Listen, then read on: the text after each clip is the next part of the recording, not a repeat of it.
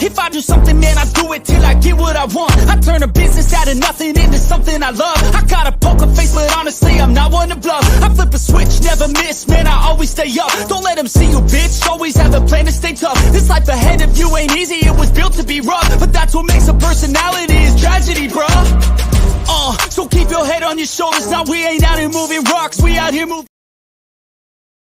Yo, what is up? It's me, it's King. We're back. We're in the building with another episode of the 7200 Second Podcast. I got my guys always in the building with me, Coach Donte. What is going on, Donte? What's up, man?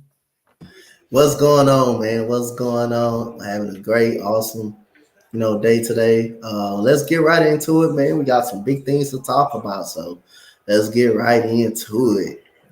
I mean, I know it's a Wednesday edition of the 72. Usually on Tuesdays. I had something to do yesterday here. We got some people already here in the chat. Normal guy, old man mob is always in. Daniel Berry, what is going on? What is up? Appreciate y'all. I know how we usually start the NFL off first, but no, we gonna start it off with some LeBron James passes Kareem Abdul-Jabbar's record. What's going on, Simon? He passed Kareem Abdul-Jabbar's record, and he is now the all-time scorer in the NBA. But the Lakers do fall short against OKC. It was a good game. I mean, I can't knock this OKC young team. They got a bunch of young guys on that team that hustles hard, especially SGA, both Jalen Williamson, Josh Giddey. Talk about last night's game, and how does this change history that LeBron James passed Kareem Abdul-Jabbar? Man, like I say, again, it was a great night for LeBron James, not as the Lakers, as it got even worse after they lost that game last night by the reports that Russell Westbrook and Darvin Ham got into a heated argument after the basketball game. And you had Anthony Davis not being happy with LeBron James. I don't know if he wasn't happy with LeBron James or not, but he wasn't happy that they lost that ball game. And most of that, they were trying to give LeBron James the basketball. In a lot of possessions, they were trying to give LeBron James the record. I mean, you seen Dennis Schroeder pass up an open shot literally in the corner to give the ball to LeBron James. So you only had two guys who were aggressive last night, which was LeBron and Russell Westbrook, who shot 19 shots last night, but the other guys one being as aggressive, and Anthony Davis one being as aggressive as well. So that took a part, but again, playoff hopes. You want to win the game. Darvin Ham even expressed his frustrations, came out and said the night was so much worried about LeBron, we didn't focus on trying to win the game and play through our strategy. So at the end of the day, it was a great feeling, great job by LeBron, getting his numbers, getting his stats, and but at the end of the day, it wasn't good enough to get a win. You need a win. You're not even in the play-in tournament at the end of the day. So maybe after this now that the record is gone, they can probably focus, on playing for real, trying to get a dub. It doesn't get any easier for them because they got Milwaukee tomorrow night. So other than that, they're gonna look like they're gonna be aggressive in the trade deadline. Look like they're gonna be aggressive as well. So it's a good job by LeBron. It is hard. It is hard to hit whoever beat him, whoever trying to get his record. I would say good luck too, because he still got a lot of miles on that. He still got a lot of miles on his body. He still can average 25 points even at the age of 40. He still can do that. But again, man, hell of an accomplishment. You can value him. Anybody, like if you say LeBron James is the best player in the world or of all time, I'm not going to be mad. I'm not going to argue that statement. And a lot of people, which is myself, got Michael Jordan still the GOAT in the NBA. So great accomplishment by LeBron James, but unfortunately ended up with a loss. I feel like this whole GOAT is annoying and it's old. I feel like the newer generation is going to say LeBron James because that's who they grew up to. The older generation is going to say Michael Jordan because that's who we grew up to. So, I mean, either way, you're going to have LeBron as your top five. Either way, how you put it, LeBron's on that top list. Whether he's your number one or your number two, your number five or whatever, he's going to be in that top five conversation. As far as Anthony Davis, I don't know what his issue was. Everybody was celebrating. He didn't stand up. I know he only had 13 points, but he wasn't really aggressive much. And Darvin Ham even said it that they should have did it more naturally. I think if they would have did things more naturally, I know because it was the staple, it was crypto. Everybody and their mama was there. LeBron's mom, his wife, his 2 kids, everybody in the world was there. But I feel like even if they would have did things naturally, he could have still got 36. He still could have gotten those 36 points if things would have just came naturally. So I felt like they was trying to get LeBron a record. You seen him talking to his Bronny and Bryce. He was like, "You think I should go for it?" They was like, "Go ahead." He was like, "All right, I'm gonna get to 16." And sure enough, he did. He check after he checked the three, and then he got the 6, and then he stopped. It wasn't like he was forcing it. The most of the time, it was the right decision because you can tell he was gonna get it. Because again, and first of all, when the games started, you could tell him being a little bit more passive. Well, the guys were wide open, and when the guys were hitting them, they were missing them wide open, pretty much like the alley-oop that Achimori kind of missed them on. And then Russell Westbrook or Dennis Schroeder had an errant pass down the court, and he got upset and he pulled him out the game. Well, Darvin Ham had to pull him out the game. But you can tell, like, each time he got a rebound, he was going coast to coast. Each time someone trying to go up on the screen, he'll try to make a shot. So most of his decisions were great decisions. And plus, coming off the pick and roll, every time he sees one defender, he's so strong. He's 6'9" and 260 pounds. He goes right through him. He just goes right through him, and it doesn't affect him. So most of the decisions were good, and it probably would have been a lot harder for him to get it. Because harder for him to get if they actually play regular. He could have got it, but other guys would have had to be involved for them to actually win this game. Other guys would have to be involved for them to actually win this game.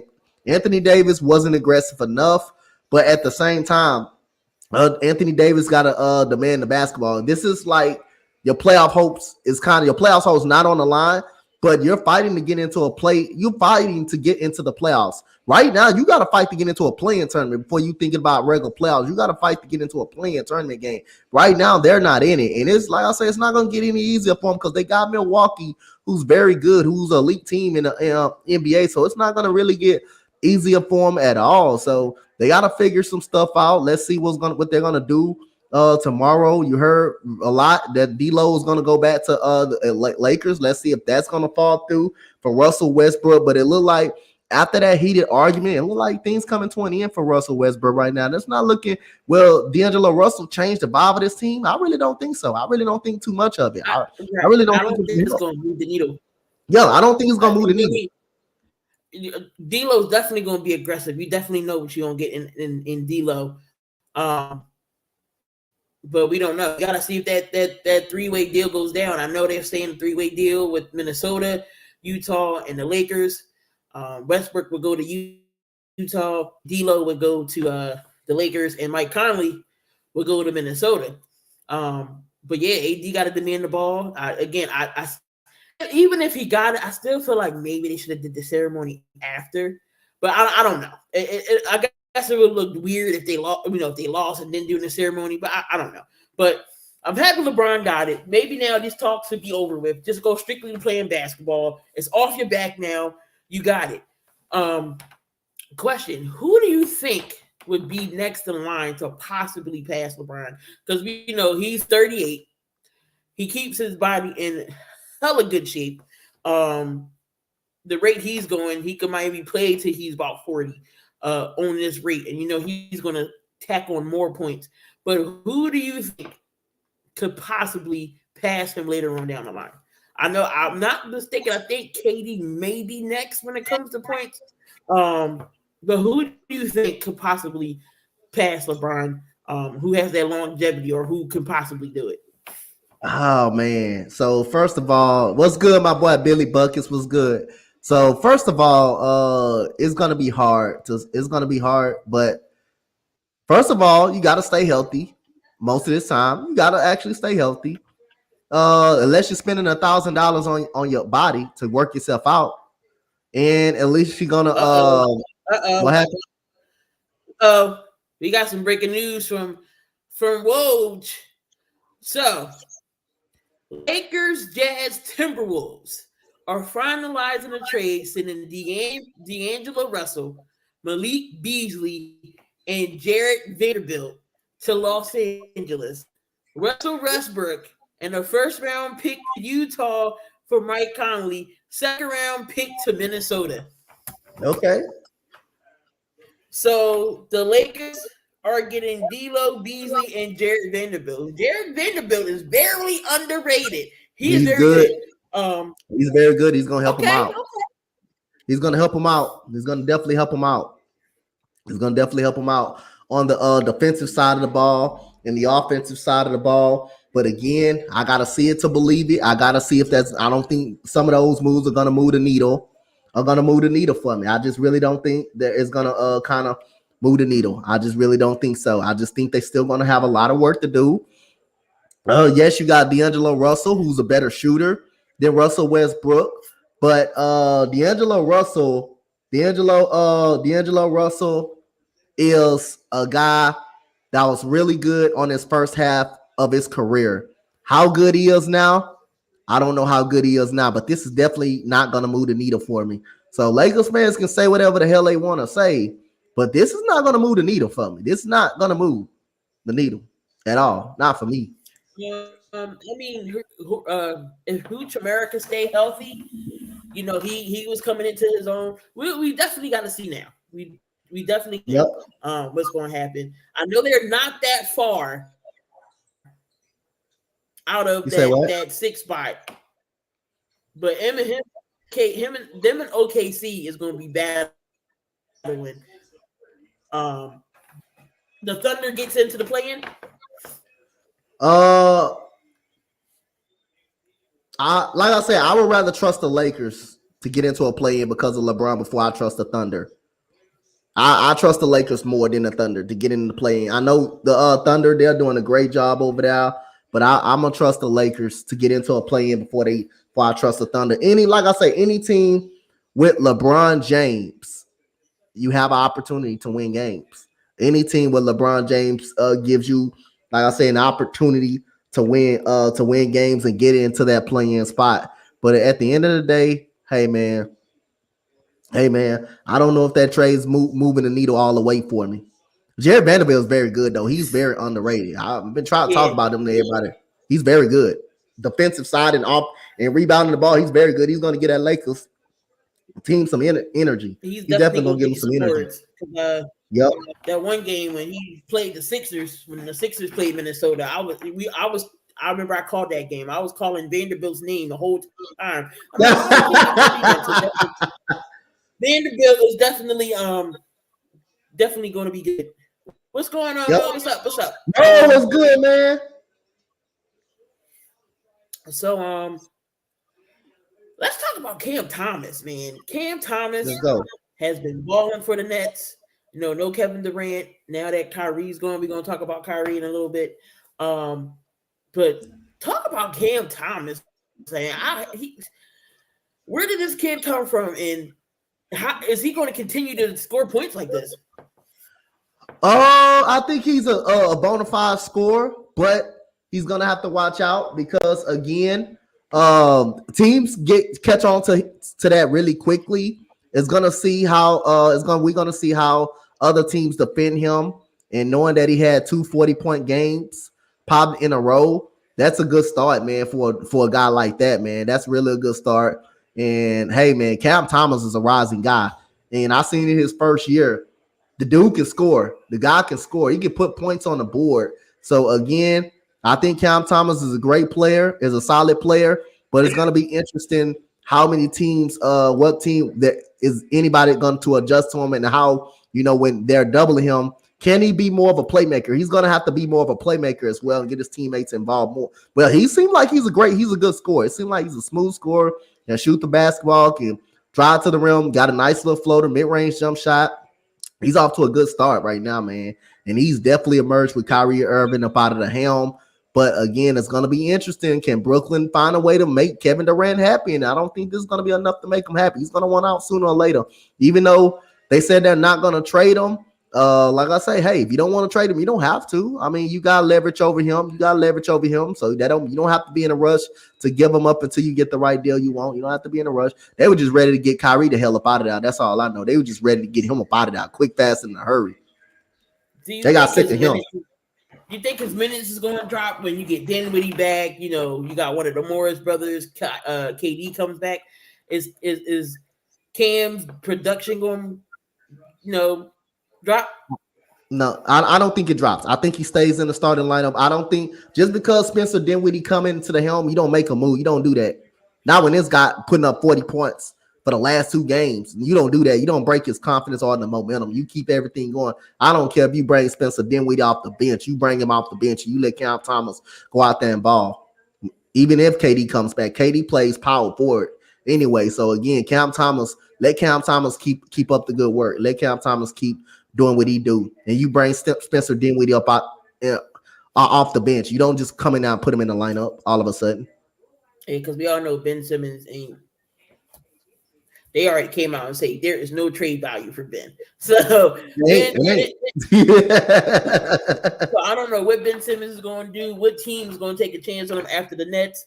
But Ben Simmons is poop. He's done. He stinks. We all know how Ben Simmons' career is. But we did see the return of Devin Booker.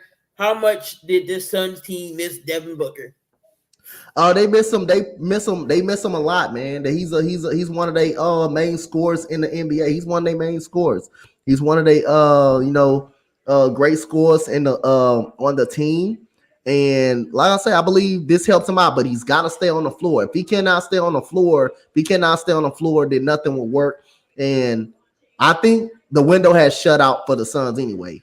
Even if he did stay healthy, I don't think the Suns are winning a championship anyway. I think that window has actually closed the moment they lost that championship to the Milwaukee Bucks, and they had the best record in the league last year and got embarrassed by Dallas. I thought the championship window closed anyway. So regardless, healthy anyway, and I didn't think they were going to win the championship. But this is a big part of the Phoenix Suns. This is their superstar. This is their scorer. And it's good to see him go down there, come back and knock down shots. Yep. Chris Paul didn't look too bad yesterday. Cam Johnson got involved yesterday.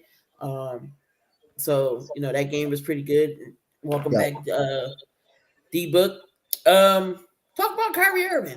Kyrie Irving did get traded to the Dallas Mavericks, and he debuts tonight. How do you think that dude is going to work out? I don't think it's going to win a championship, but I do think it's going to help him. I do think it's going to help him. I think they're going to be a little more tough for the stop. I think it's going to take some pressure off Luka. At the end of the day, Luka can rest. He can sit on the bench. He doesn't have to worry about coming back in when they blow a lead. And Kyrie Irving can play with that second unit, or you can sit Kyrie down, and you can bring Luka in to play with the second unit. So this is definitely probably one of the strongest backcourt in the NBA as of right now. This is definitely is, but at the end of the day, it's not going to win a championship. They're going to be scoring with the best of them, but they're going to sacrifice. They're going to lose sacrifice on the defensive side because Dorian Finney-Smith. But other than that, I think this is going to be a second round. This can be an easy second round and out team. So at the end of the day, I think it's a okay move. I'm not going to say it's a great move, but it's not going to make anybody jump up and down.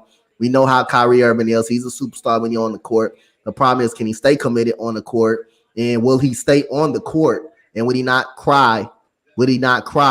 And make up excuses of why he not playing or why he not at the games? Because he can shut down at any type of minute. But it's going to help him out offensively. Defensively, they got weaker on the defensive side of the ball. Yep. So the deal has been finalized. So that deal is going to through. So Westbrook is on his way to Minnesota. That's crazy. We was talking about that all day, and we didn't think that they were going to get it done, but it's been finalized. So we'll see how Kyrie does tonight. Coach will be doing that game later on tonight, so make sure y'all go on to his channel, support him, show him some love while he watches the Clippers in Dallas and watch Kyrie's debut. I don't have my notes. My book is upstairs. I'm trying to see if there was any more. I know it's a lot of trading rumors. Hold on, what would say the Lakers? Okay, so the Lakers 2027 first round pick to Jazz is projected to be 1-4. So who got the pick? So I know it's a lot of Utah. Yeah, Utah getting first round pick out the first round pick out the first round pick. Danny Ainge is racking them up. The first round pick, they got first round pick out the first round pick out the first round pick out the first round pick. Golly, Jesus. Yo, they fleeced Minnesota with Gobert, and now they got the Lakers for first round pick. Utah Danny Ainge is cooking up something. He cooking up something in Utah. He cooking up something. He cooking up a pot of soup. Trading rumors. Okay. I will be available for the trade deadline tomorrow. Go ahead. Make sure y'all tune in to Coach because he's going to be doing the free agency tomorrow because tomorrow is, I believe, the last day of the deadline. So a lot of things could go down tomorrow. I'm hoping my Sixers get involved in something, but Daryl Morey. There's reports that Matisse Thybulle could be on the move. We'll see. They talk about trading Matisse forever now. But Russell Westbrook has $16.2 million left on his $47 million contract this season. Utah now has a total of 15 unprotected, lightly protected number ones over the next 7 years. And it could generate up to $60 million in room this offseason. They gonna have cap space and the first round picks, man. Cap space and first round picks, man. Wow. That Danny Ainge, man, he like Harry Roseman in for the Eagles. Making these trades, getting these picks. Trading rumors. I didn't see Andre Drummond going back to Philly for what was it, Seth Curry and Seth Curry and it was Seth Curry and someone else that y'all Seth Curry and who that was that Ben Simmons in the deal? Seth Curry and Ben Simmons was in the deal. He was back to Philly. Huh? It was Andre Drummond. I know I seen Vanderbilt in the mix. It was a lot of trade rumors. Who's on a trading block? Fred VanVleet. They talking about OG Anunoby's on a trading block. Who else is on? It's a lot of trading rumors that possibly could go down tomorrow. Yep. And I know my notifications are going to be blowing up. Coach is going to be live. What time it go? I think it's at 12 or 1 something that they always go live on that. Okay. Well, that source is out talking about something. The Heat is listed as a potential destination for Westbrook. Nope. He going to Minnesota. Yeah. So the Lakers did pick up Rui Hachimura, D'Angelo Russell, Vanderbilt, and Malik Beasley. So that's not bad for the Lakers. That's not bad. That's pretty good. That's pretty good. Was going to pull it off, but he did. So D'Lo's going back to LA. Yep, where he first started. The Warriors looking to package Mooney and James Wiseman, so we might see them on the move. Oh, they trying to shop Kevon Looney too? Not Looney, Moody. Oh, darn it! You talking about Moses Moody? Moody. Anunoby, he's on the trading block, but they talking about him going to the Knicks possibly.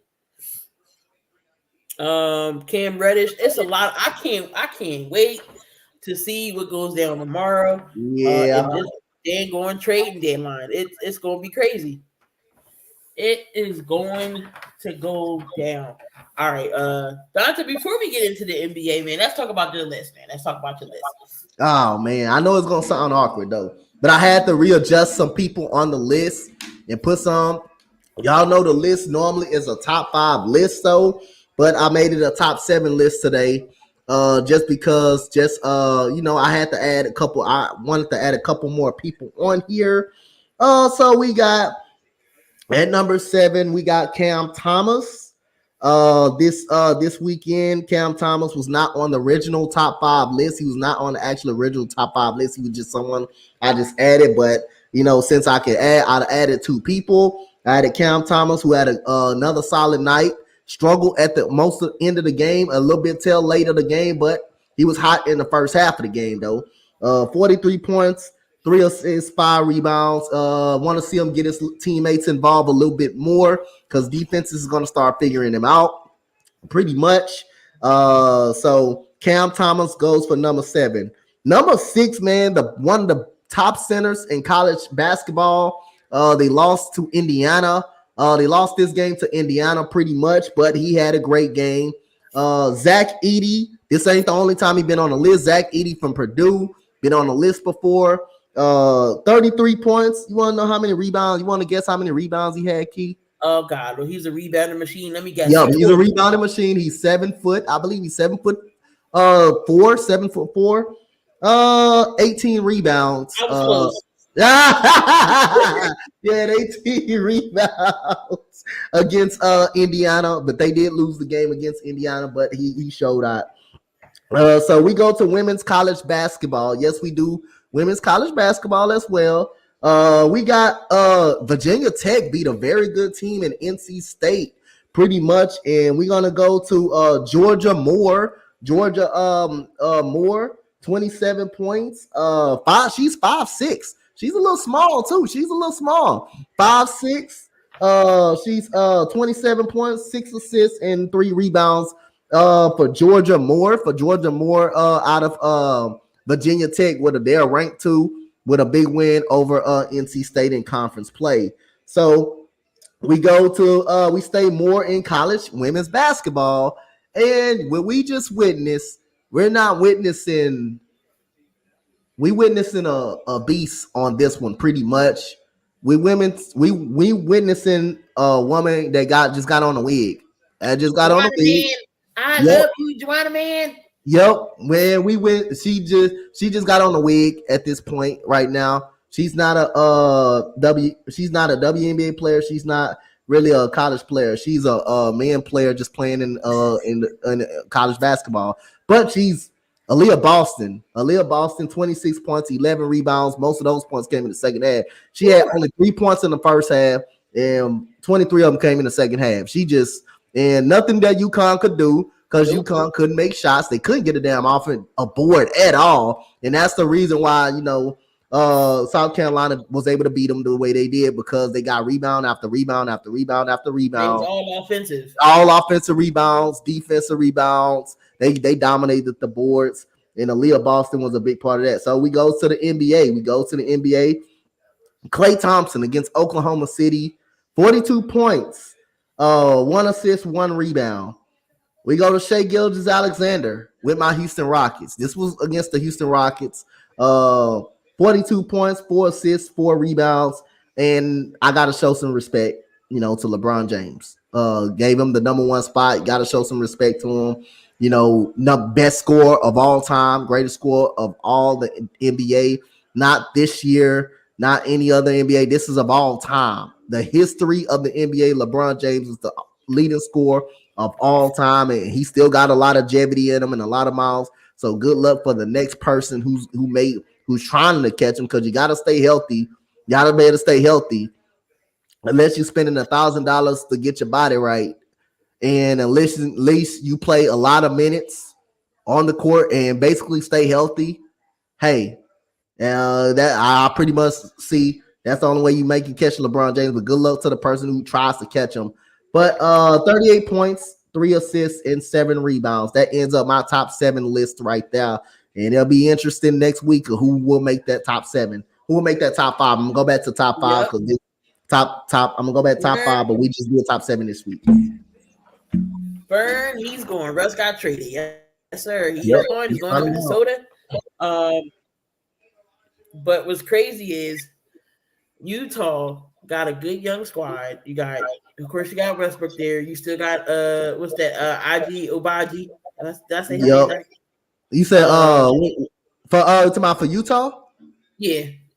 Oh, you talking about Russ got Utah? I mean Utah got No, Russ. Russ is Minnesota, but Utah's gonna have a good young squad. Again, they got Walker Kessler. Oh yeah, the Ochai Agbaji. You talking about Ochai Agbaji? Ochai Agbaji. Laurie Marketing, who's balling over there, and plus $60 extra million in cap space, possibly. And they have 15. They have 15 unprotected picks. Come on, man. Come on, bro. 15 unprotected picks. I'm Philly everything excited, so I'm a Sixers fan. That's just crazy. That's crazy. 15, all of them at least in the top 5, top 10. All of those picks unprotected. All of those picks at least in the top 5 or the top 10. Remember this. This can come in. Them picks can come into play too. Because you know why? Just if they want to win a championship, get into a championship race, those picks can come into handy. Those picks can come into handy. Actually, they can come into handy. If Danny Ainge want to build a championship, like I give you this first round pick for that guy. Yep. You give about like 4 first round picks, and you still have 11 first round picks left. Come on, man, that's crazy. So the potential starting 5 for the Lakers could look like this: D'Angelo Russell, Malik Beasley, Rui Hachimura will move into the starting spot. LeBron and Anthony Davis. Yep. So that's gonna be your only thing about that lineup that D'Angelo Russell is he's a better shooter. That's it. He's a better shooter, but I still don't think it's moving the needle though. I wouldn't say it moves the needle at all. All right, so we're gonna move on to the NFL right now. The big game is coming up on Sunday. Of course, it is the Super Bowl, and then this is when I get depressed because after that there's no more football. We got the Eagles going up against Kansas City Chiefs, number 1 versus number 1. Jalen Hurts and Patrick Mahomes are the first 2 black quarterbacks to ever start in the Super Bowl. And as well, we got brothers versus brother. We got the Kelsey Bowl. We got Jason versus Travis. Definitely a game that's going to should be good.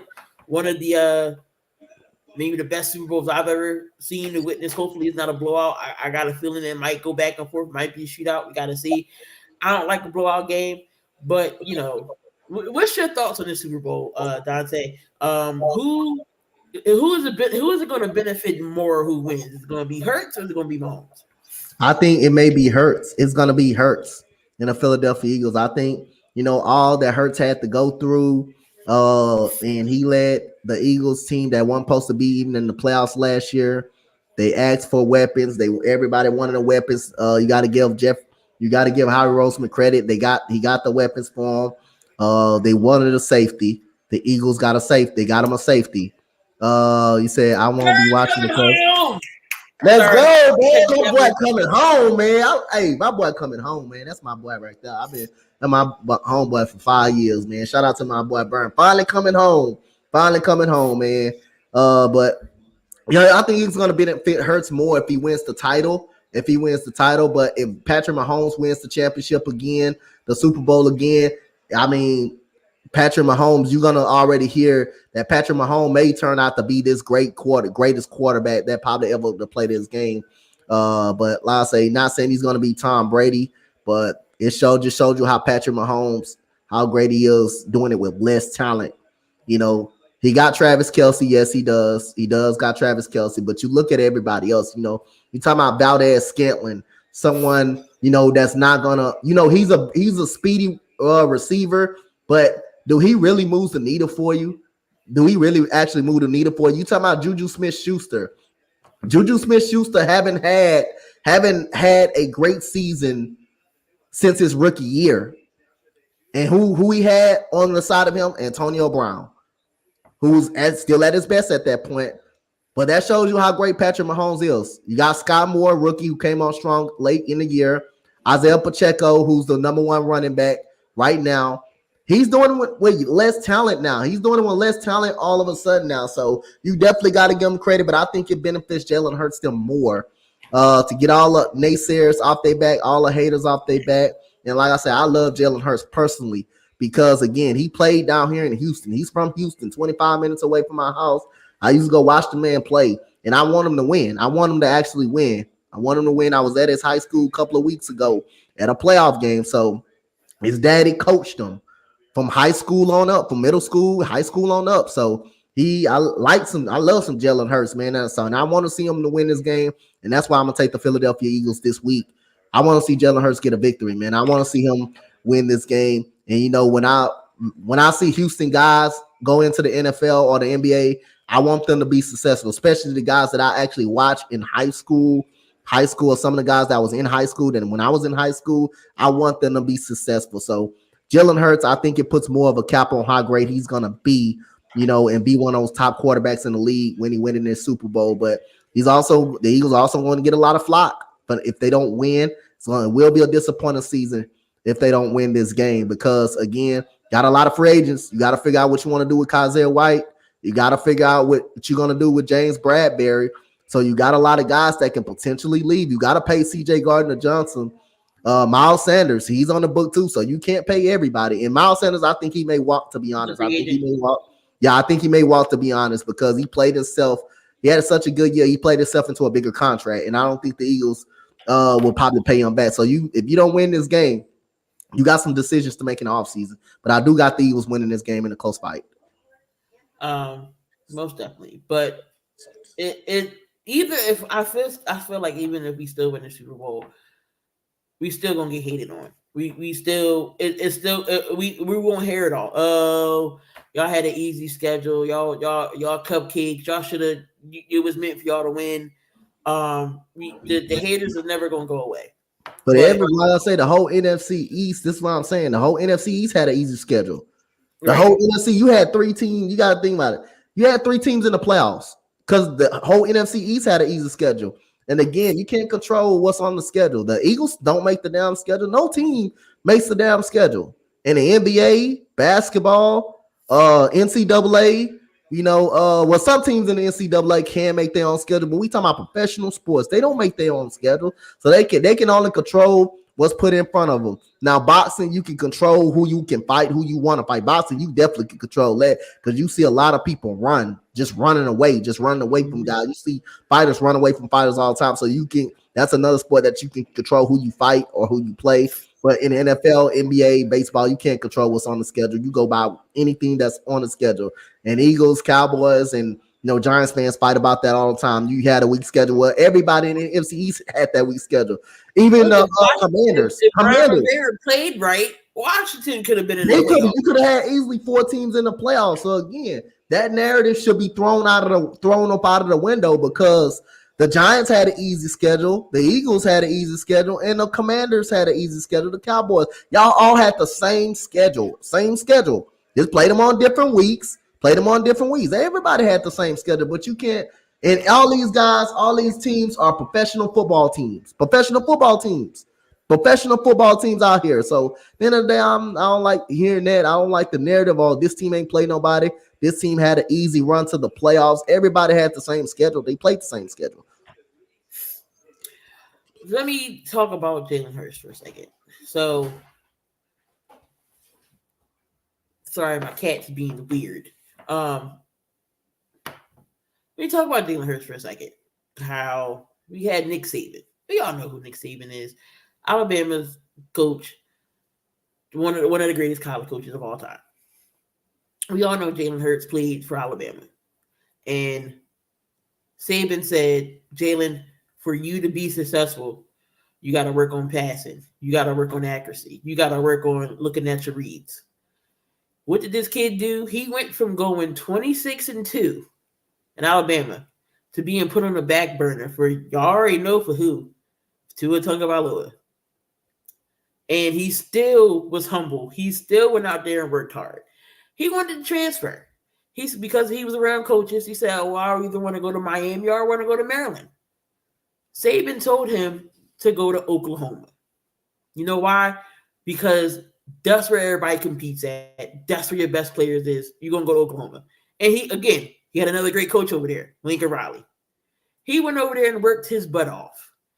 And he gets to the NFL. What happens? Oh, he can't throw. He can't read defenses. Okay, his rookie year, he gets in. He had the 4 games. Of course, you wouldn't expect him to do that in those 4 games. The year before that, his sophomore year, first time at the helm, first time starter. What happens? He takes him to the playoffs. New head coach, he goes to the playoffs. Off season again, what happens? Oh, he can't read defense. He don't got no arm. What did he do? He goes out there and works with Tom Brady of all quarterbacks. Who wouldn't want to learn from Tom Brady? He defines hard work, dedication, do what it needs to be done in and out to make sure his team's going to win. And he's done it each and every game. And you haven't heard him talk about anything. I've never seen a more humble guy in my life than Jalen Hurts. And this man gets hated on so much. It is ridiculous. He goes in there. He does what he do. And when he say, we still got work to be done, there still is work that needs to be done. He's not going out there flaunting, we 7-0. Yeah, we 8-0. No. After 8-0, in his speech at the end, he's still saying, we got work to do. I need to be better. That is a leader. That is somebody you want on your team. So for him to get hated on, I hope and pray that the Eagles beat the Super Bowl so everybody can shut up. All the naysayers, everything. Chris Sims can shut up. Did you hear what he said? He said, oh, it's easy to be a quarterback in Philadelphia. Excuse me? What does that even mean? It's easy to be a quarterback in Philadelphia. Come on now, y'all. I need y'all to give my man some props and stop hating on this guy. And it ain't easy. If it was so easy in Philadelphia, why Gardner Minshew couldn't go out there and perform? If it's so easy to be a quarterback, and most Eagles fans hate this man, don't even like this thing.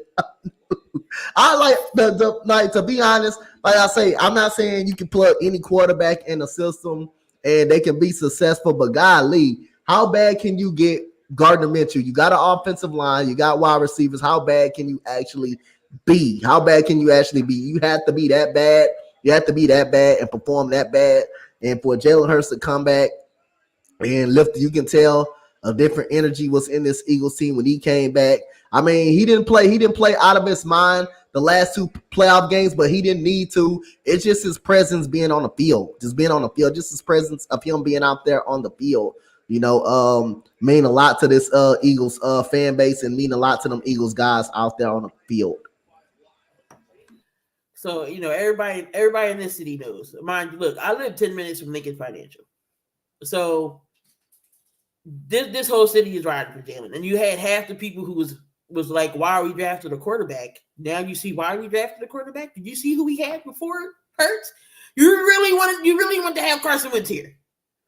This is why we drafted Hurts, because of Carson Wentz, because of it was an insurance policy, and because Carson Wentz is all mental with it. And it was like, oh my God, he drafted a quarterback. I'm all in my head now. He couldn't play. You saw it, he's 2 teams later, and he about to be out of another one. So I just need all the Hurts hate to stop. I hope and pray that the defense goes out there and shows out. We have to contain Kelsey as much as we possibly can. That the defense has to bring pressure to Mahomes, see what we can do. I do think we can run the ball because even though Kansas City's run defense got a little better. Their defense. I still think you can run the ball. I still think you can run the ball on them. That's why I got the Eagles. That's why I'm gonna have the Eagles winning this ball game, because I think you can run the ball on the Kansas City Chiefs. They're not good at stopping the run. You just have to, like, when they're doing very good against the run, you just have to keep running the football. You cannot go away from it when it's even though when you're seeing them stopping the run, you cannot go away from it. So I think the biggest task that the Eagles need to keep running the football. Who do you think the X factor going to be in these games on both sides? Who's the X factor? The X factor in this game is going to be the Kansas City Chiefs secondary. Trent McDuffie on AJ Brown or Devontae Smith. I think their secondary is going to be a big key how they play against these wide receivers. And in the X factor, I'm gonna go for the Chiefs offensive line. I'm gonna say their offensive line. Can they do enough to keep Patrick Mahomes up? Because if they can block for Patrick Mahomes, and keep him upright, I think it could be a long day for the Eagles secondary. I really do think so. And this is a time, if that offensive line do staying up, Jonathan Gannon got to adjust. He got to adjust. So at the end of the day, know the Eagles fan base, and people want to laugh at me because they thought Jonathan Gannon was coming to Houston. But hey, this is the biggest game of Jonathan Gannon right here. This is the biggest game of Jonathan Gannon. So he's having a great year with these players. He's doing a great job of leading the top defense in the league, and he's got to get pressure on Patrick Mahomes. He's got to get pressure on Patrick Mahomes. But let's see how this offensive line for the Kansas City Chiefs stood up against this very good defensive line. So I think that's the S factor for the Chiefs, and the X factor on the defensive side for the Chiefs is the secondary, and the offensive line is the S factor for the Chiefs. Now for the Eagles side, defensive line got to get pressure. If they can get the Patrick Mahomes, it can be a long day. And for the on the other side of the ball, can you limit turnovers? Can you try not to turn the ball over? And give Patrick Mahomes a short field and give him opportunity after opportunity. You need to be able to run the ball to keep him on that sideline as much as possible. If you can't run the ball and you got to come out the sideline, Patrick Mahomes is going to find a way to get it done. And you don't want to get yourself in a predicament for that to be happening.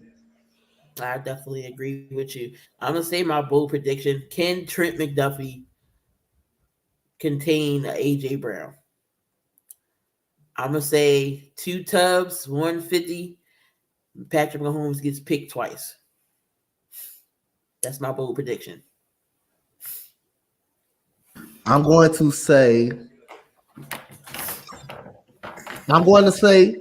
the Eagles, since I got the Eagles winning the game, they get 3 turnovers, 2 interceptions, and they cause a fumble. And that should be enough for them to win the football game right now.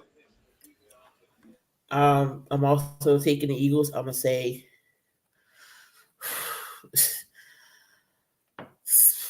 can this offense put up 35 points on the Chiefs?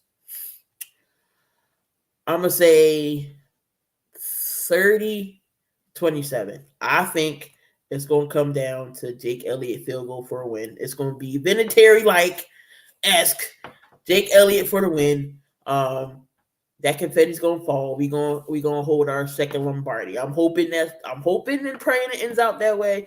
That we on top. We should have had 3. We should have beat the Patriots the first time, but it's all right. That was Andy Reid's fault. Yes, I said it. That was his fault. His time management was horrible when he was with us in that game. But anyway, but that's the Super Bowl predictions for us. We both got the Eagles winning this game. Did you got a score for the Eagles? Do I got a score prediction? Yeah, I'm gonna go with a close football game. I'm gonna go with a close dog fight. I'm gonna go 27-20. I'm gonna go 28-24. Philadelphia wins it by at least a touchdown. Wins it by at least a touchdown. But rumors that James Bradbury wants $17 million. I heard he could go back. He's not. He's going back to the Giants. He said he would be interested. He would entertain going back to the Giants. But 17 mil. Oh nah, I love you, bro. But you gotta go. You gotta get the hell get up out of Philadelphia. I would let him go in a heartbeat. Now, are you gonna pay CJ Gardner Johnson, or you gonna pay him $17 million? I'd rather pay CJ than Bradbury. I'm sorry. CJ said, hell no, 17 million. Oh, nah, you can go back to the Giants.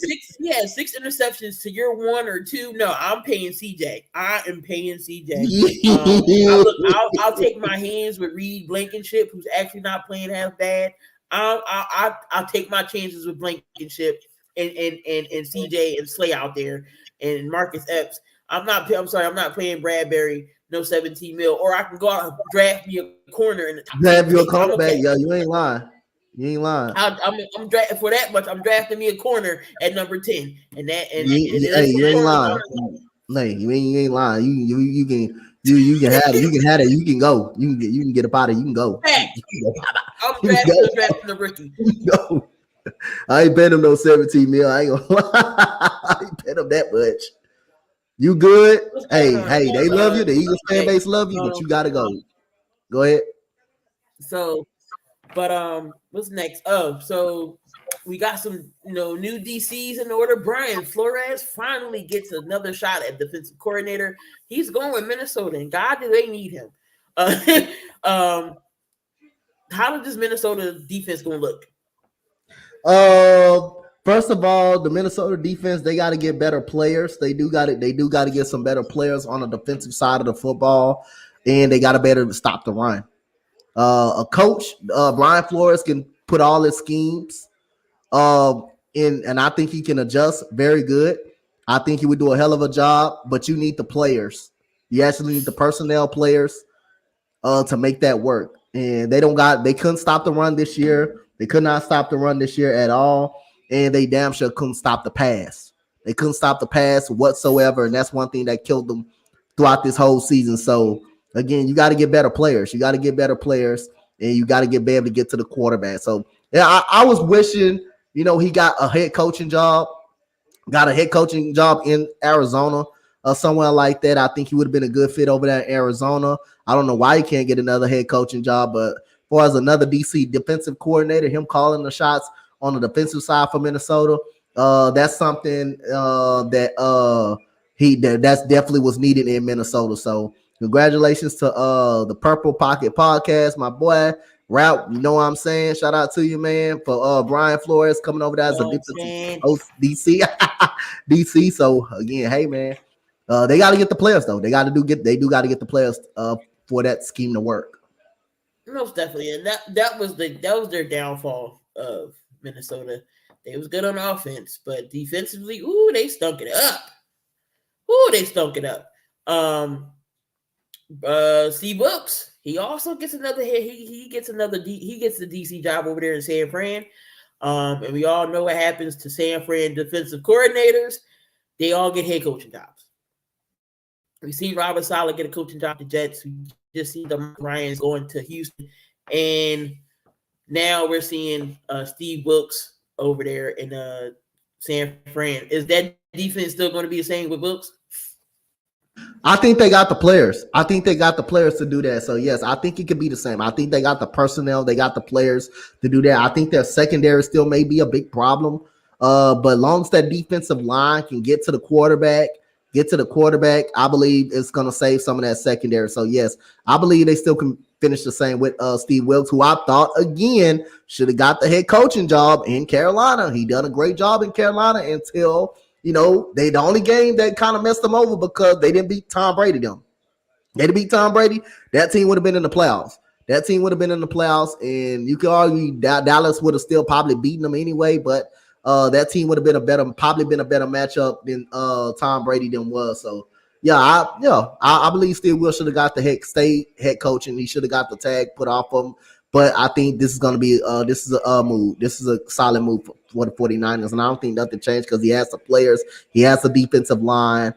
He has the defensive line to do it. So, yes, I think they're going to still remain the same, even though they could lose a couple of key players, too, in the offseason. Facts. But I was about to say, you got for mods, get out of here. I don't even know who you is. Asking for mods. Come on, get out of here. Yeah, most definitely. So Steve Wilkes is another job. But let's move on to Sean Payton. Sean Payton is officially, there in Denver. And he's laying down some ground rules. He told Russ, he said Russ is going to have, Russell had his quarterback coach not in the building. Outside, so Peyton is shutting that down. He was like, "It's going to be in-house quarterback coaches." You don't like it that way. I got if Russ will get in line. If he don't like it, he can sit on the bench. I can see Sean Payton benching Russell Wilson, but I don't think it's going to come down to that. Russell wants to win, and Russ is going to be. I think Sean Payton is going to turn him around. Sean Payton did not go to Arizona. You know why he didn't go to Arizona? Kyler Murray. He didn't want to go over there. So it's something about Kyler Murray that he did not want to go over there. I don't blame him. I wouldn't want to go over there either. But he's laying down the line over there in Denver. What do you think about Sean Payton laying down the line and no more? Russell ain't gonna have his own office now. Oh yeah, all of that office. Sean Payton. Sean Payton took that office away from him. Hey, that means I like that. That means you ain't no bigger than the team, man. You ain't no bigger than the team. No, nobody else got an office. Should you be the only one to get an office, and stuff again? So I like the move by Sean Payton. I know they had to spend draft capital just to get a Sean Payton.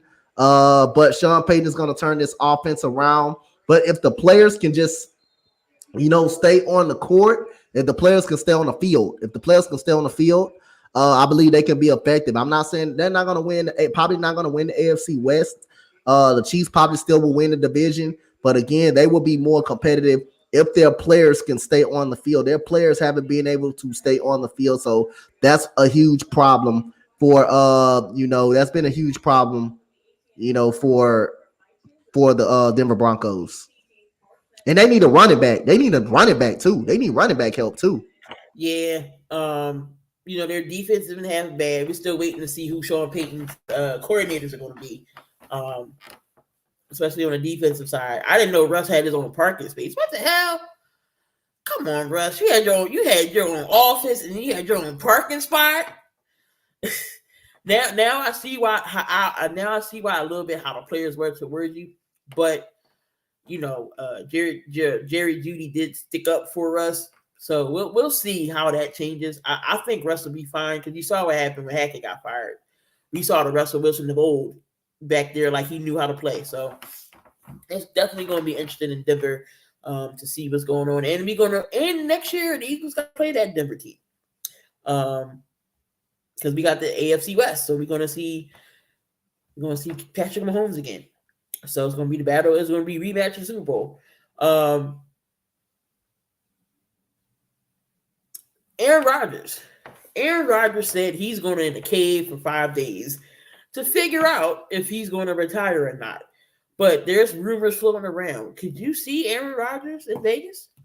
Yep, definitely could. I think if you see him in Vegas, I really believe that Davante Adams had a say so on him coming to Vegas, because he did come out and admittedly say that in the Pro Bowl that, are you recruiting Aaron Rodgers? They say, are you recruiting Aaron Rodgers? He said, oh, why not? Sure, why not? And I don't believe the issue was never with Aaron Rodgers.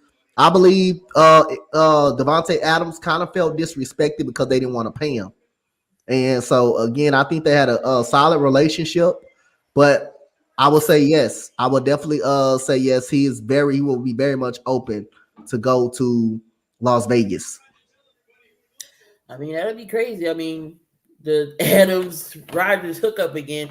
But could Aaron Rodgers coexist with McDaniels?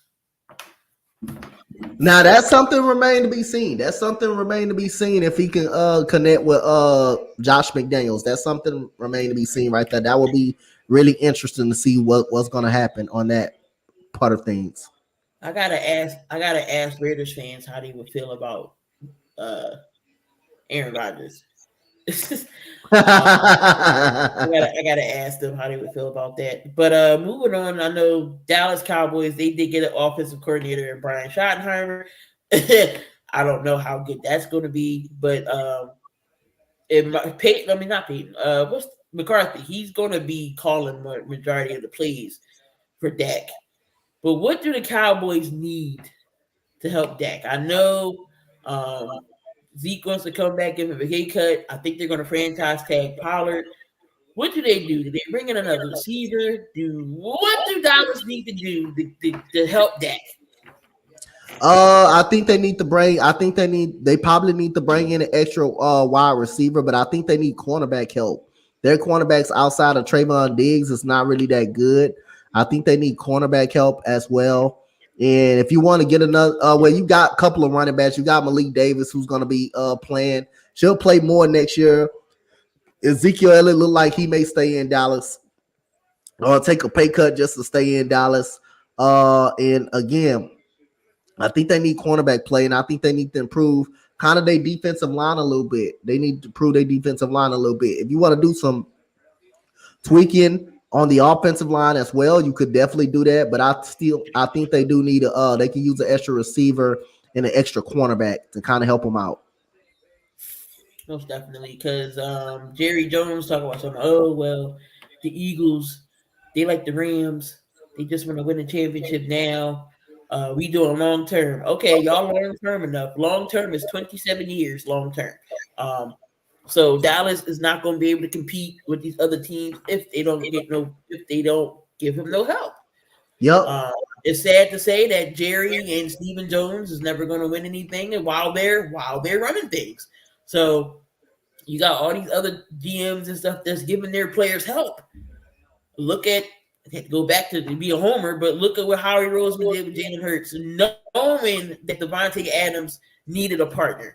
He went out and got AJ Brown. He went out and put pieces on the defense for Jonathan Gannon, and this is for this team to succeed. That's the name of the game. You want to build players around your team, and a lot of these players are homegrown through the draft.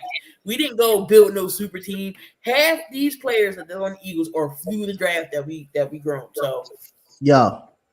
And then Jerry don't want to pick up nobody on free agency. He don't want to draft nobody right. So Dallas is going to continue to be a mess until the Joneses are out the office. Yep. I feel bad for Dak. I do feel bad for him because he's not going to have nobody. CeeDee Lamb can't do it by himself. Who you got? Noah Brown. What you going to bring old behind T.Y. Hilton back? Yep. So, I mean, Dallas got to do something. Dallas got to do something. Derek Carr visiting the Saints. How would that be? The Saints in a Carr? I think that'd be a nice spot for him. I think all the Saints were actually missing was a quarterback.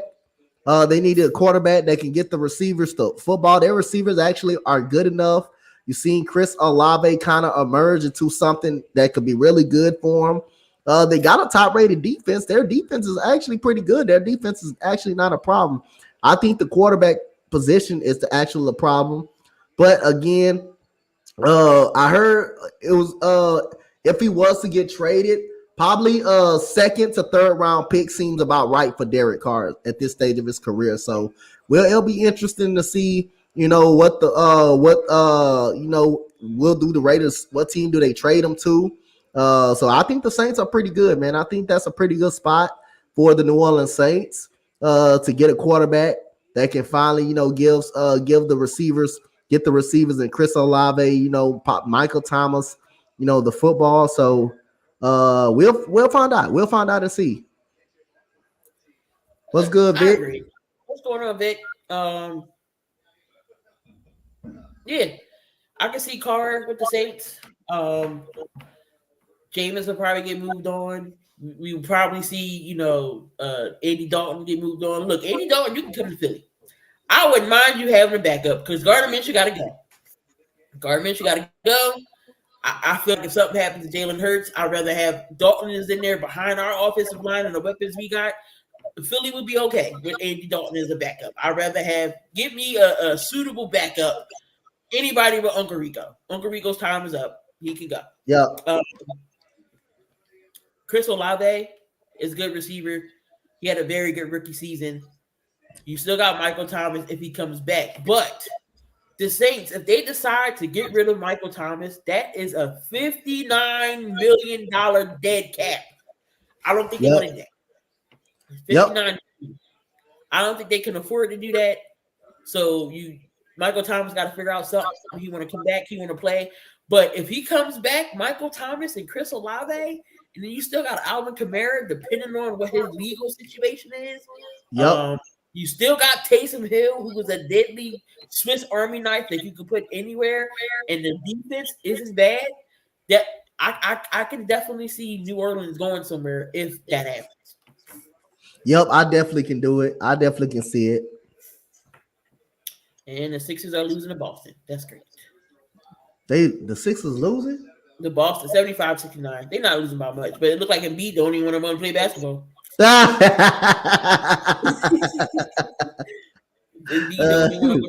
Only when they want to play basketball. And oh no, James Harden is playing. Okay, though they the only two that want to play basketball. So you're not going to win games when two people only wants to play ball. Nobody else wants to play. PJ Tucker got. I'm shocked. PJ Tucker got 8 points. Tobias Harris nowhere to be found. Hey, y'all let Blake Griffin do that to y'all, man. Blake Griffin killing y'all like that. D'Anthony Melton got 7. Embiid 20, 21. Harden got 20. And yeah, so I already know we're losing to Boston. It's yeah. Jaylen Brown got 4 points, but the rest of everybody else 15. I told you that. Blake. I told you that. Blake Griffin going crazy. Oh yeah. I'm so glad I'm not watching this game. I'm so glad I'm not watching this. You can't go at Blake Griffin. My boy too needs to retire down somewhere. Michael Thomas will not be the same. Kamara would be suspended half of the season or more. So Kamara got into some bad legal trouble. I know. He got it. He down and killed that dude. He down and killed that dude that he beat up. You talking about that? Yep, I remember that. So yeah, it was really bad. They pushed the court date off. So we don't know what's going to happen there. But I do like this. I do like the Saints for Carr or the Jets. We'll see how that goes. Yep. Yeah. So it's gonna be a lot of things going around. What else we got here for the Daniel Jones and the Giants. So the Giants already said they're going to offer Saquon a contract, but Daniel Jones 33 and 37 million a year. Mm-hmm. Is the Giants going to pull that trigger, or is he going to walk? If I'm the Giants, I'm not paying him no 37 million. I don't think he's that type of quarterback that could get paid $37 million. But again, hey, you do whatever it takes. If you think the guy is the franchise quarterback for your team, I don't know if he's a franchise quarterback for everybody else, but for your team, then you sign him. I mean, you sign him. It's just like if you feel like that quarterback is the best quarterback that's going to get you over the top and that's going to get you as your quarterback of the future in the draft, then you draft him if you feel good about the quarterback. You don't make no ifs, ands, or buts, and that's how the Giants feel. The Giants feel like, if he wants $37 million, the Giants give up that $37 million to get him back. I mean, they feel like he's the best. He's the quarterback of their team. So at the end of the day, I'm not going to fault the Giants for giving up $37 million. That's just how they feel about their quarterback. So at the end of the day, he does show some capability of being good, being able to use his legs pretty much. So he can get the job done, man. Just get him some more weapons. Just get him some weapons around him. Keep Saquon Barkley. Do whatever you got to do to keep Saquon Barkley, and just give him more weapons. Get him more weapons around him. But I don't think he's a $37 million quarterback. But that's how the Giants are gonna feel. They're not gonna want to lose him. Michael Irving. There's always something about these Cowboys fans in the news. So Michael Irving apparently has been taken off the NFL Network. Apparently he is in trouble. Allegedly over an incident that happened with a woman this Sunday. He's down there doing Super Bowl interviews, and you out there getting it. Come on, Michael Irving, get your life together. Brock Purdy set to have surgery on the 22nd of this month. So I don't know. We'll see him back next year. We're not going to see him. Same as Kyler Murray. They already said Kyler Murray not coming back to midseason. So what is Arizona going to do? They still ain't got no coach. The Colts still ain't got no coach. They're the only two left we still waiting on. And I don't blame people for wanting to go to Arizona. They don't want to deal with Kyler Murray. That has to tell you something. The Commanders, Sam Howell is going to be your starting QB next year. Rivera already came out and said it. They liked what they saw at the ending game against Dallas. What do you feel about Sam Howell starting? I think he done enough to get a starting opportunity. I'm glad they gave him the starting opportunity. To give him a chance to see what he's rolling with, see what he has, and he had a great showing against the Dallas Cowboys. So at the end of the day, let's see what he's gonna be able to do, and give some respect to the Commanders from committing to him, from giving him an opportunity. So it is rumored that a lot of offers could be thrown at the Bears for that number one pick. If you're the Bears, do you entertain the number one picks? You say what?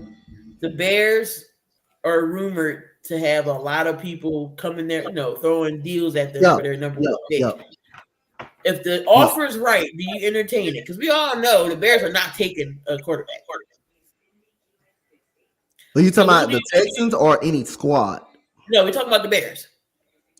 I know. Are you talking about like if it's the right move? If it's the right, if it's a if the deal entices you enough that that can help out your future and help out your team, then you take it. That goes wrong with any team. If you feel like the deal is right for you, and you're gonna get a lot of draft capital back, then you make the move. Then you trade the pick because we know you got faith in Justin Fields. You know he's gonna be your quarterback of the future.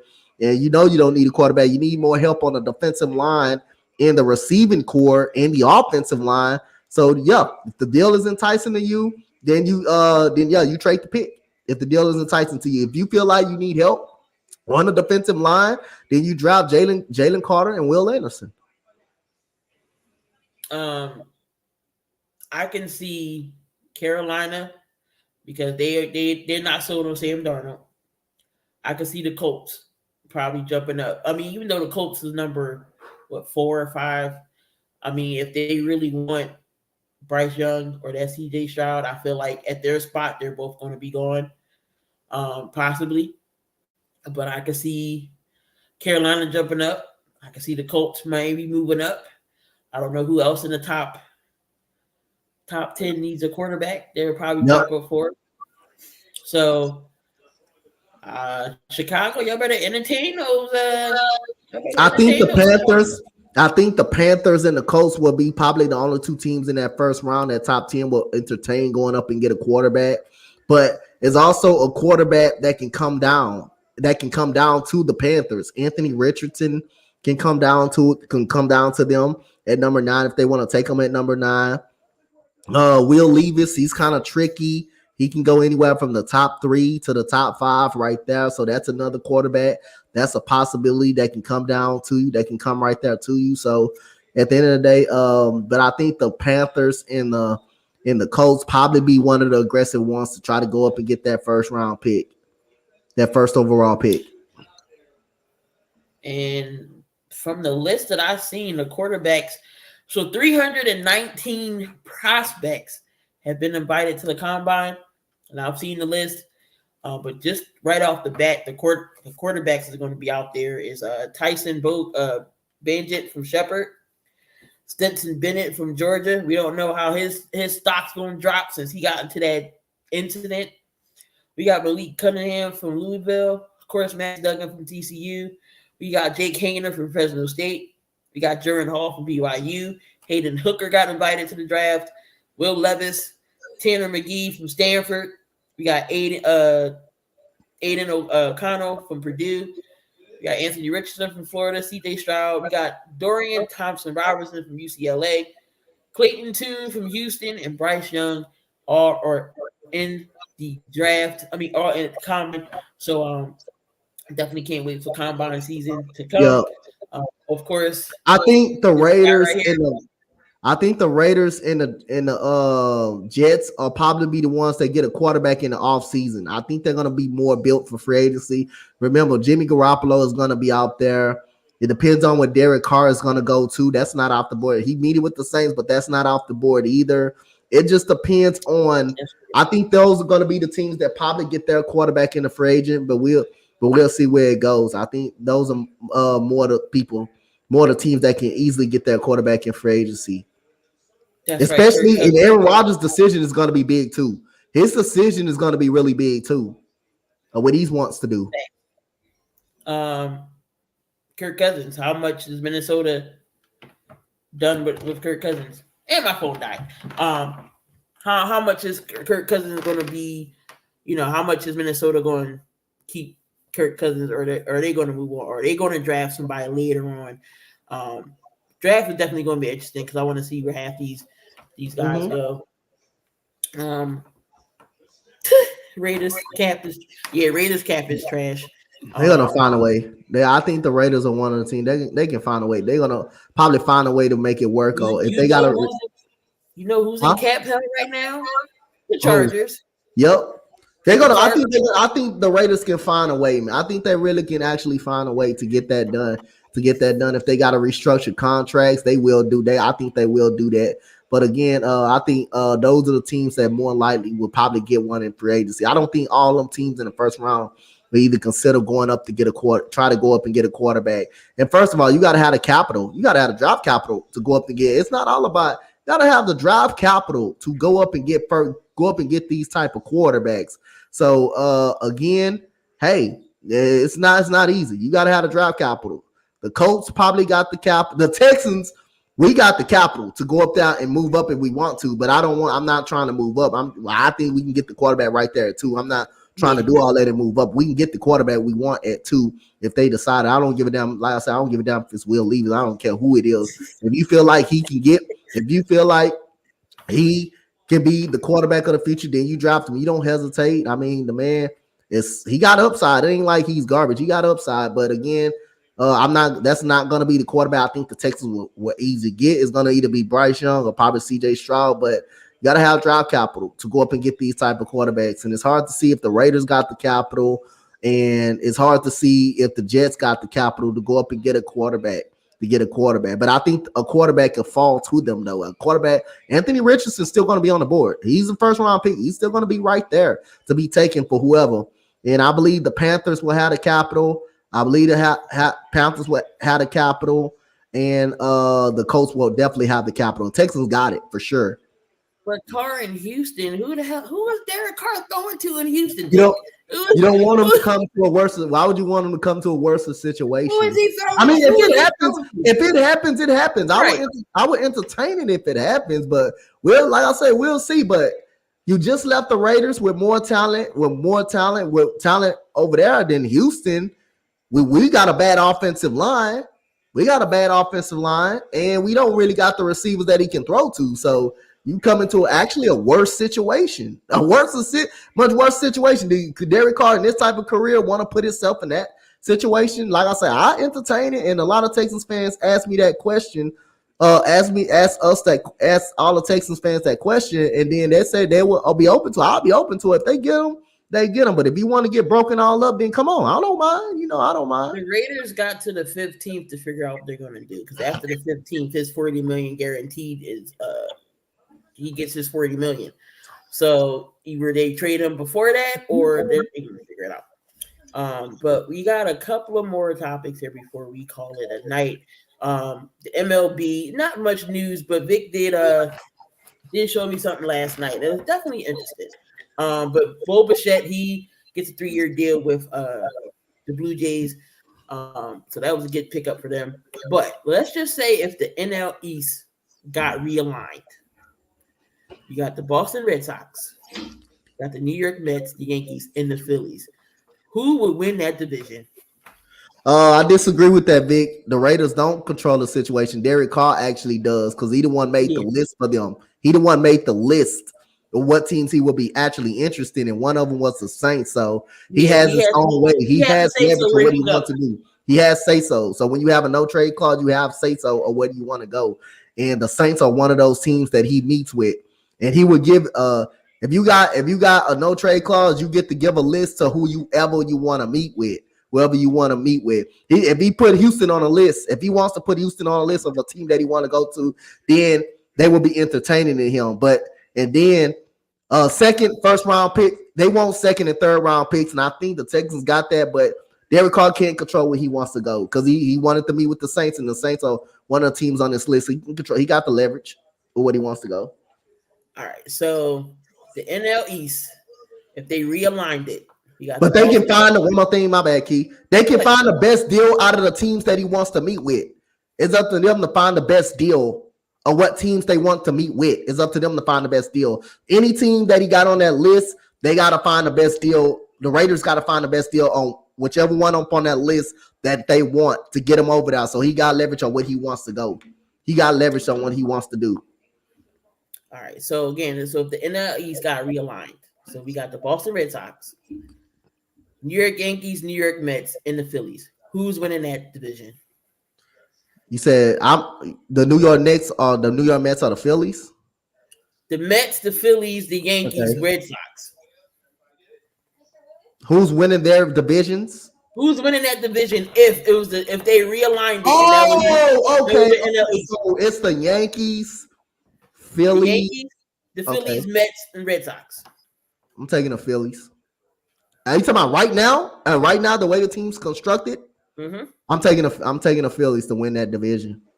I'm taking the Phillies to win that division. I'm not sold on the New York Mets. I believe they're going to be a solid team, but Mets going to be what they're going to be. Yes, Boston probably be the worst out of both of them. Be the worst out of all of them. I think the Yankees will be in second. I think the Mets will be in third. They still have Justin Verlander. They have Justin Verlander, but he's going to be great in the probably be great in the regular season. Be himself in the regular season. The playoffs, he would kind of be too inconsistent. The Yankees, they got Carlos Rodon, a top 5 pitcher in the MLB, but their hitting lineup is still the same. Their hitting lineup is still the same. The hitting lineup is actually still the same lineup. It depends on who the Yankees face, though. It's just depending on who they face. Yeah, you can say coach all you want, Vic. You can say coach all you want, but hey, you can say coach all you want, but it depends on who the Yankees face. And I believe the Phillies got the better team. The Yankees may have the better pitching staff. They may have the better pitching staff, but they have the better team. The Phillies have the better overall, better team. They have the better squad. I believe they have the better squad, and they got the bats. They got the bats too. They got the bats to neutralize some of that good pitching that the Yankees have. Even if Schwarber strikes out too. They do got the pitching. They do got the hit bats. The Phillies would be handled if you were in our division. Okay. Sergeant is the Mariners. Okay. What's going on, Mo? Glad you're back. A few more things. I know we have some WNBA to go over because if y'all didn't hear, Candace Parker is going to Las Vegas, and Vegas is now being investigated over some trades or something that went down they wasn't supposed to. So the Aces could be in trouble. They may not be, but that they be an investigator. Candace Parker is going to the Aces, and that's a freaking powerhouse. WNBA is forming some super teams because Breanna Stewart's going to New York. Breanna Stewart is taking her talents to New York. She's more going the route Candace Parker did. She's going home to New York, so she's going to be with New York, and Courtney Vandersloot also is going over to New York. So you already got Jocelyn Jones, Vandersloot, Enescu, and now you got Breanna Stewart. So that's the WNBA is definitely going to be stacked over there, and you don't have to see me do this because Nneka Ogwumike re-signed with the Spark. So you don't got to see me put up my hoodie, Dante. He said, "Can you?" And I put and Vic, and I want to get to one. I want to get.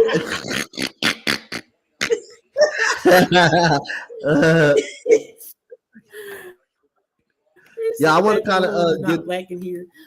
I want to kind of get to one comment about Vic on Derek Carr. He said, "Yep, they don't have to trade him." Yeah, you're right. They don't have to trade him, but they also got to get the best deal out of those teams he wants to meet with. One of the teams that he wants to meet with, they got to get the best deal for him. They want is a third, second, and third round pick. That's not bad for Derek Carr. At this stage, they got to get the best deal of any team he wants to meet with. Any team he wants to meet with that's on this list, they get the best deal for him. They got to get the best deal for him. So yeah, they don't have to trade him. They don't have to be in a rush to trade him. But out of that, those teams that's on his list, yes, they got to do that because that's his list. That's his list, and he has a no trade clause, so he get to decide on what he want to play at. They just got to get the best deal for him out of the teams that he wanted to meet with. Mo, that's the Caucasian side of him that's coming out. You see with the pointy nose. He probably didn't get his features from his dad. Vic said but let's be honest, they're doing it out of respect for Carr and the fact that they had bad cap and they need draft capital. It's an inevitable transition of win for both. Yeah. Yep, it is. It is. Yep. It is. It is. So you had Aaliyah Boston in your list, on your coaches list.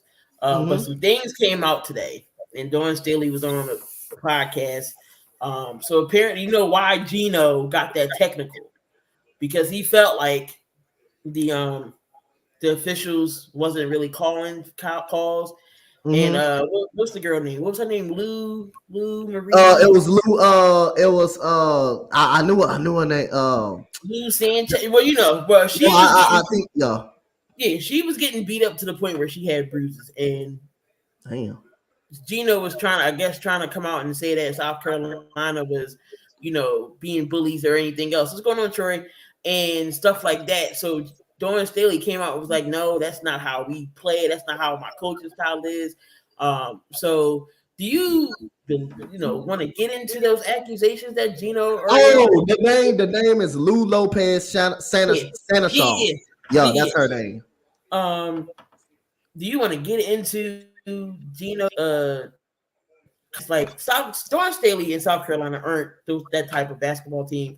The game was just physical. South Carolina was more physical, more dominant, and they got to get, they got to get tossed around a little bit. Well, I'm gonna tell him this. Gino Auriemma, since he wants to complain so much, how about tell your team to get a rebound? Stop giving up so many offensive rebounds and block out somebody. How about you tell your team to make a shot when they're wide open? How about you tell them that?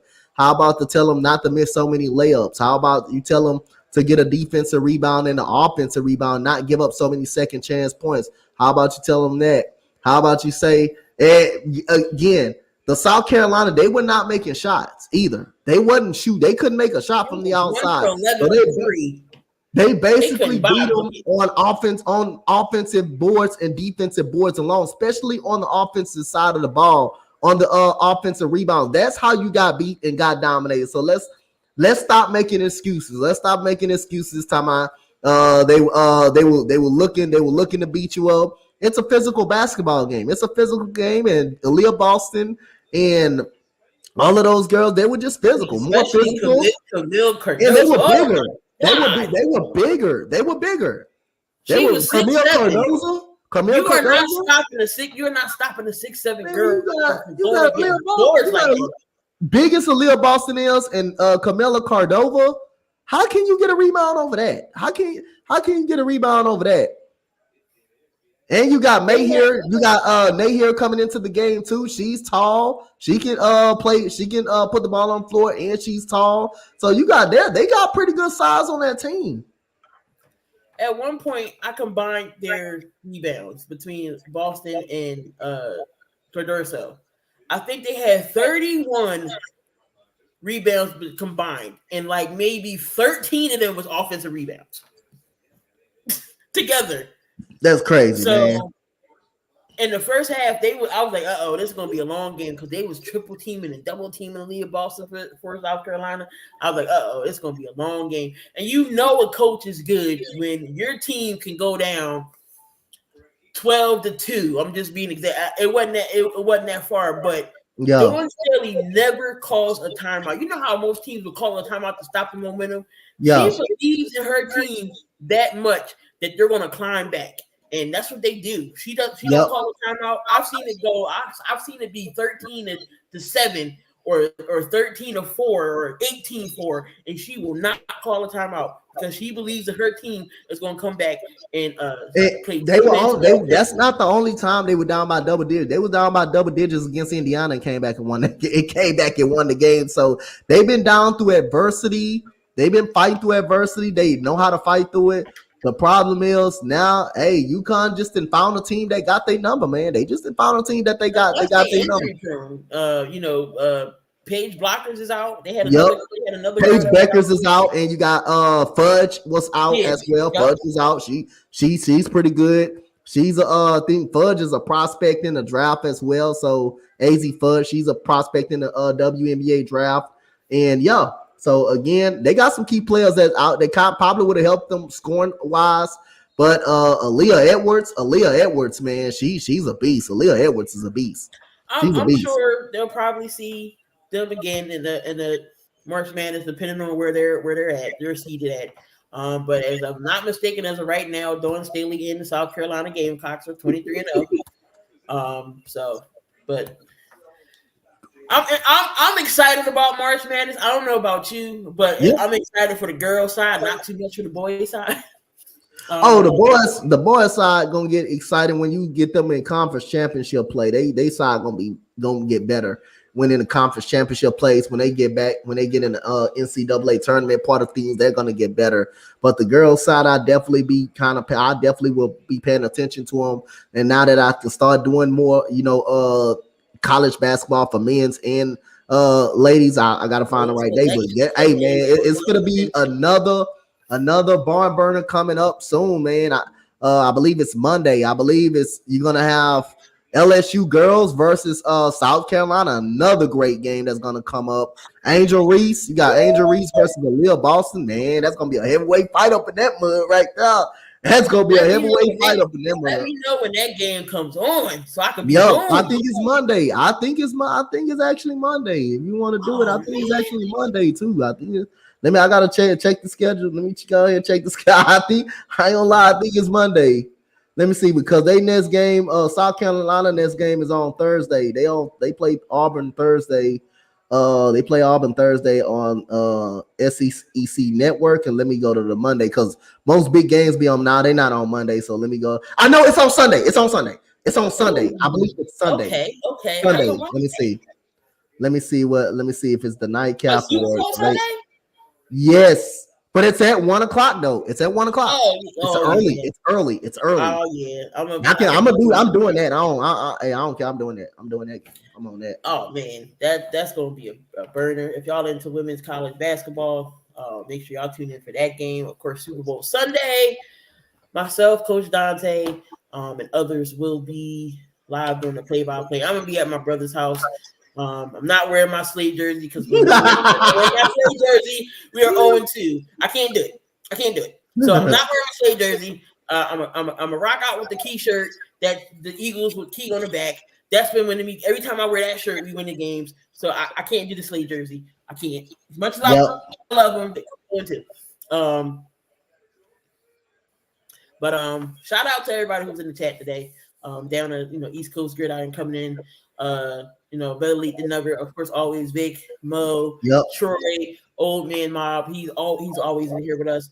I appreciate y'all love. We almost to 50 episodes. We halfway there, Donte. We are halfway to 50. Let's go, man. We almost at 50, y'all. Let's go, man. We almost at 50. I had to get my t-shirts, man. I had to get my t-shirt too, man. I got two of these. I got two of these t-shirts. I got two of these.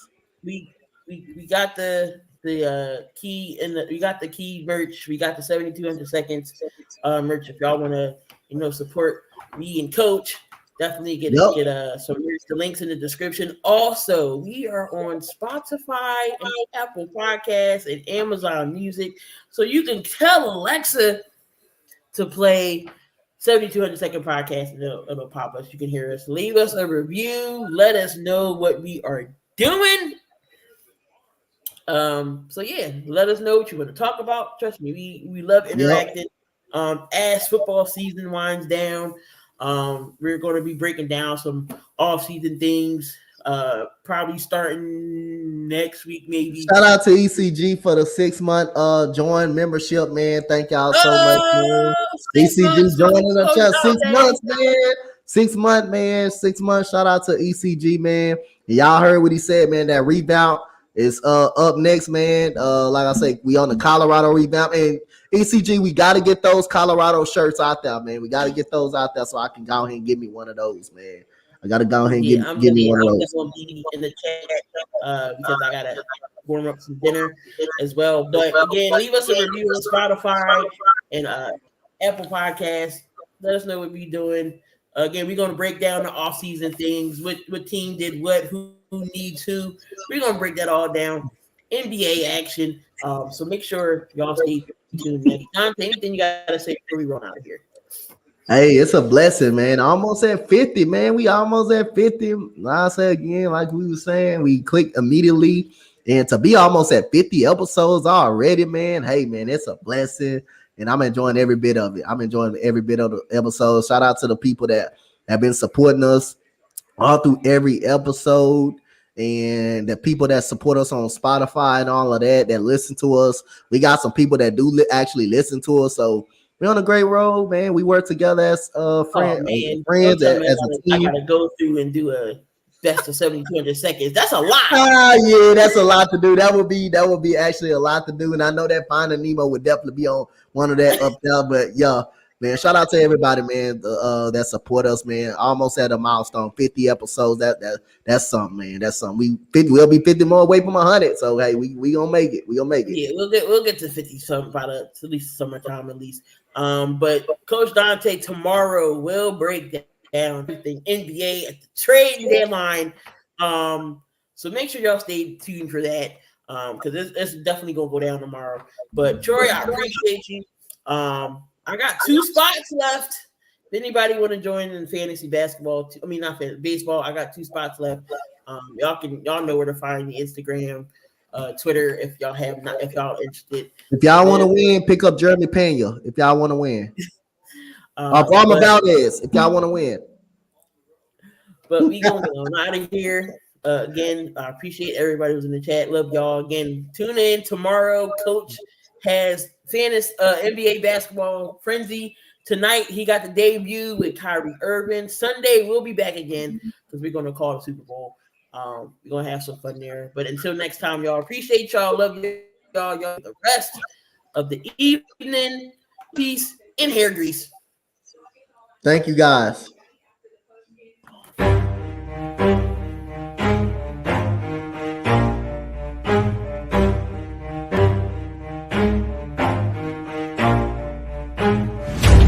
I'll get it if I want it. Gotta make to myself a promise. I won't quit, keep going till I got it. I won't give up till I'm on top. Yo, no, I ain't the type to give up. If I do something, man, I do it till I get what I want. I turn a business out of nothing into something I love. I got a poker face, but honestly, I'm not one to bluff. I flip a switch, never miss, man, I always stay up. Don't let them see you, bitch.